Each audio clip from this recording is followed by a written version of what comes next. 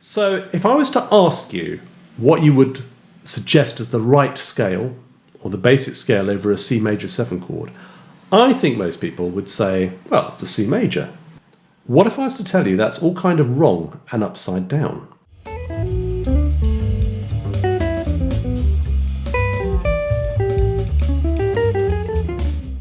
Okay, so to get started with this, I'm going to talk a little bit about the differences between the way classical musicians and jazz musicians hear harmony. Okay, so there's a famous piece by Gustav Mahler, the Adagietto for Strings, which kind of has this phrase in the beginning.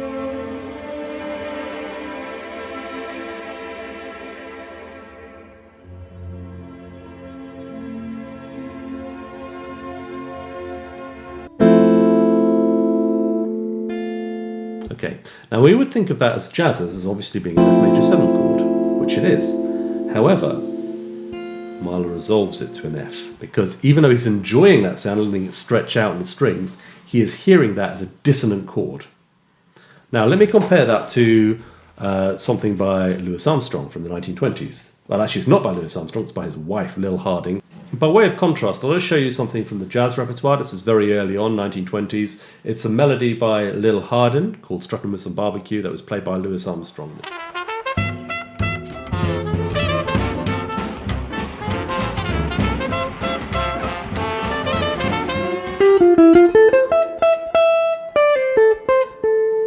You'll notice that it just goes up to the E and then doesn't resolve. It comes down again. It comes down. And in fact, actually, if you look at the notes,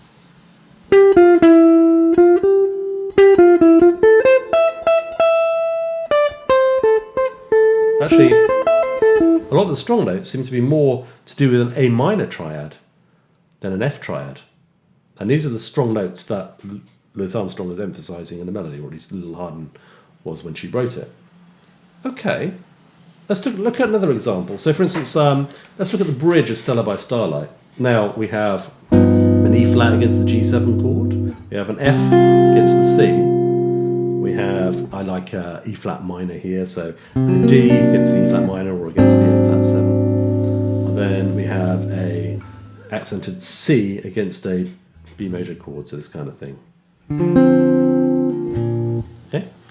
Now, we would probably reflect those notes as extensions over the chord. So we might say, oh, it's a G7 flat 13. It's a C minor 11. It's, depending how you look at it, either an E minor major 7th or an A 7th sharp 11th or something, and then it goes to a B9. That's how we hear it as jazz people. We hear it as upper extensions, right? That's how Miles probably heard it. However, the original music is a big post-romantic number. It's not unlike Mahler.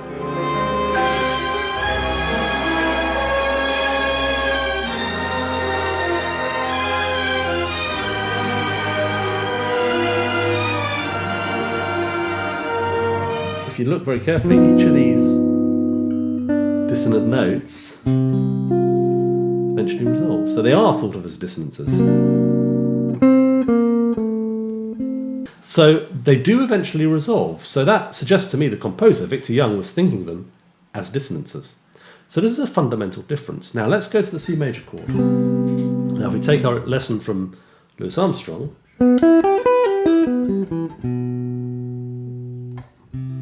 we think about there being a minor chord within major 7th. Well, it's quite clearly there. I've talked about this before in various videos. You can see that's a minor triad. Clearly there in the grip. And this is the tonality that Louis chooses, or Lil Hardin should I say, chooses over that chord. Now this is quite weird. If I now sing the C over the C major 7th chord, which is that one,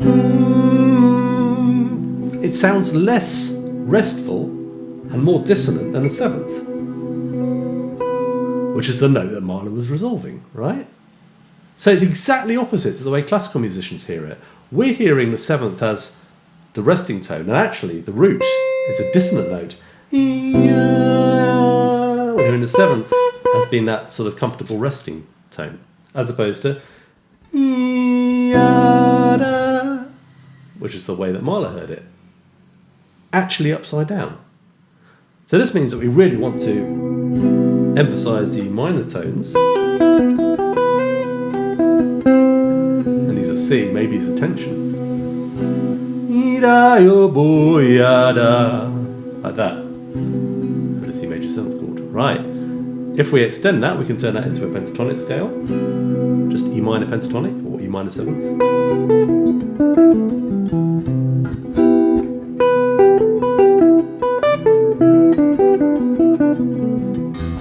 Here, you can hear how beautifully that brings out the C major 7th sound, right? Really gorgeous.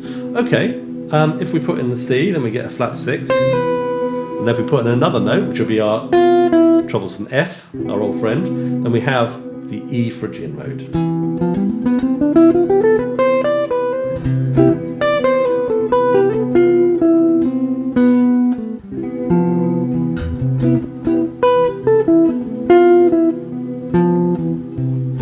Okay, with the tensions that are right for that, or rather should I say the avoid notes that are right for that scale. It doesn't quite work that simply though, because if we go to the G, we can then use the G as our kind of resting place. Once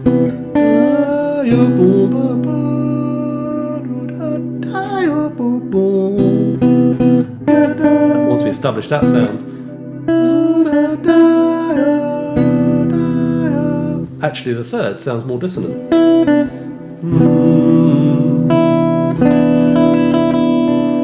Weird, huh? And we've still got that desire for the root to move down to the 7th. Which is interesting, right?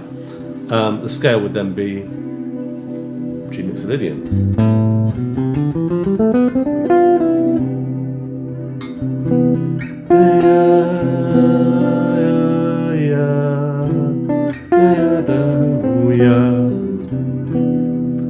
Okay, so by establishing those upper extensions as our, and this is for anybody who's checked out Jordan Clemens stuff, this stuff will be very familiar because this is actually where I got it from, right?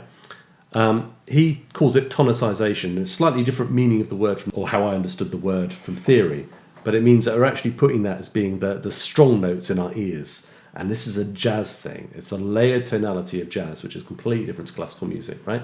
Let's choose another slightly more complex example. Let's go to C7, and we're going to see if we can hear the altered scale a little bit better. Because I know a lot of people find the altered scale, I mean, to be honest, it all sounds like avoid notes, you know. How can we hear that better? And this gives us a really strong way. So for instance, if we just take the, this is not the only way of doing it, but we'll take this as an example. This is a C7 sharp 9 flat 13 chord. Should be a fairly familiar tonality in terms of like playing chords. Okay, now if we look at this, we've got a 4th here. Put that together with the root, we get a nice triad, an A flat major triad. Yeah, boo boo. Yeah, boo boo. We do it in G7, and then it would be E flat major. Let's put that into context with some more notes. So if we're going to use the same notes as the usual C altered scale, yeah, we're going to use, in fact, a different mode of the same melodic minor, which is D flat melodic minor, which is going to be A flat Mixolydian flat 6. It's a pain to say. I would just probably say A flat 7 or A flat 9 flat 13, you know, because that's what it is as a scale. But in any case, this thing. You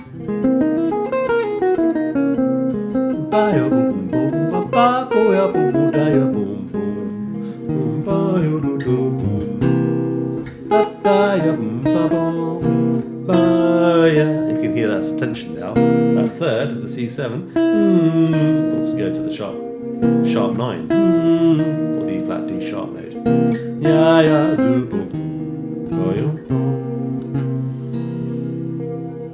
So I hope that has turned your perceptions around as much as it did for me. In any case, I'd be interested to hear what you have to say below. Please like and subscribe, and also check out Jordan and his teaching, which goes into this in more depth, and I'll put a link up for that in the description and maybe up on the screen. Thanks for watching. I'll catch you on the next one.